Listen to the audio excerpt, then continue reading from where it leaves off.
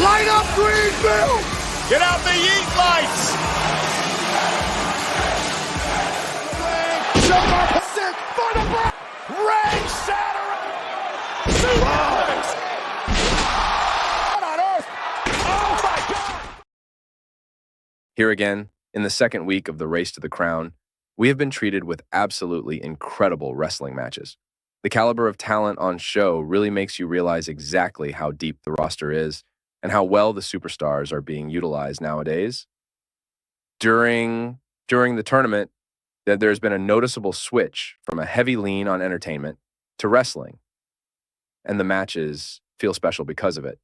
The reason this works so well is because this happens only once in a blue moon, a little like the Royal Rumble. The main event tonight did not disappoint. They gave us a classic wrestling match with a clean pin. They threw some curveballs in there by presenting Dragunov and Gunther together.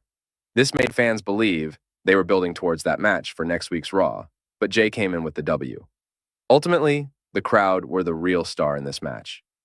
Jey is hugely over right now with his contagious charisma and the inclusion of the Fireflies into his arsenal. The crowd made every moment in this match come off incredible and really made the match pop on screen. I also had to mention this moment at the end of the match.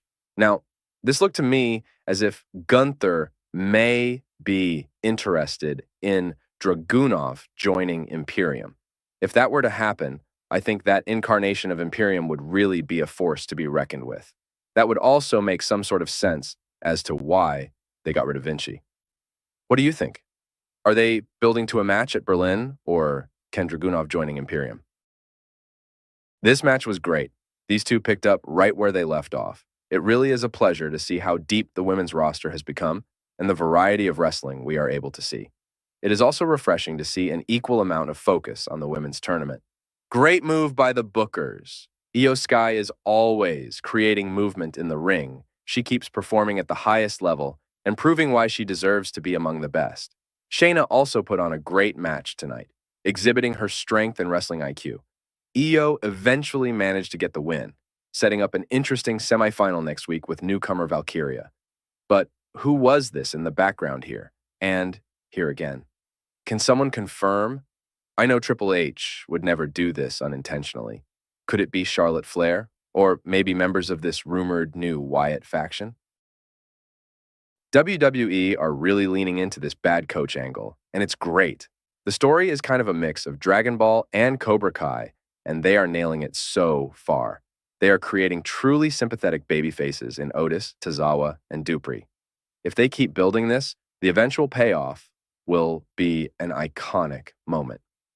The fact that they have already got physical makes me wonder whether they are somehow trying to build this angle for a big match sometime soon at SummerSlam or maybe Bash in Berlin. At this point, Jey is so over that it is criminal to not put him in a main event spot, but winning the King of the Ring tournament would mean that he would be embroiled in that gimmick for a while, meaning it will be longer and potentially harder for him to eventually win a big singles title. I think it is better to strike while the iron is hot. We don't want to see his star start to fizzle due to poor booking, kind of like another superstar on the Blue brand. This was a fun promo with Damian laying out all of Drew's hypocrisies before him, and Drew still somehow managing to worm his way into a title match. It's great to see everyone involved really understand and lean into this heel that Drew has created. It's the perfect gimmick for the current environment, and it is fun that they are letting him go. This promo really brought home how much things have changed and how there is now consistency in their characters. The superstars do things that make sense, considering their histories with one another. It just adds to the long-term storytelling aspect of the creative team. Had to shout out Ludwig. He really delivered a great promo tonight.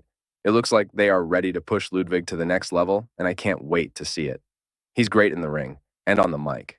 A future feud with Gunther would also be incredible if booked right. Two huge European superstars at a huge European premium live event as the main event. Probably won't happen in Berlin, but maybe at a future event in Germany or Austria. Also, on a side note, how great would it be if Cesaro was in Imperium? Do you think it is a good thing or a bad thing if Jey Uso won the King of the Ring? And do you think Imperium wants to add Ilja to their faction? And can someone confirm who these people are in the background? Any ideas?